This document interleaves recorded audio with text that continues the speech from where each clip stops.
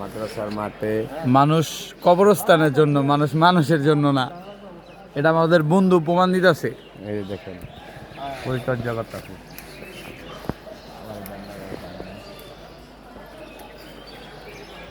মনোরম পরিবেশ, তার সাথে হচ্ছে কবরস্থান।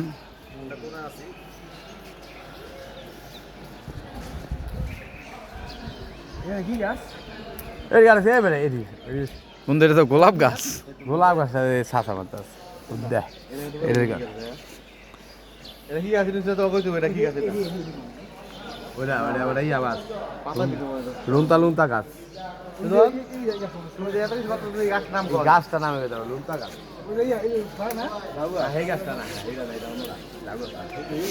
না এই না ওইটা অন্যরকম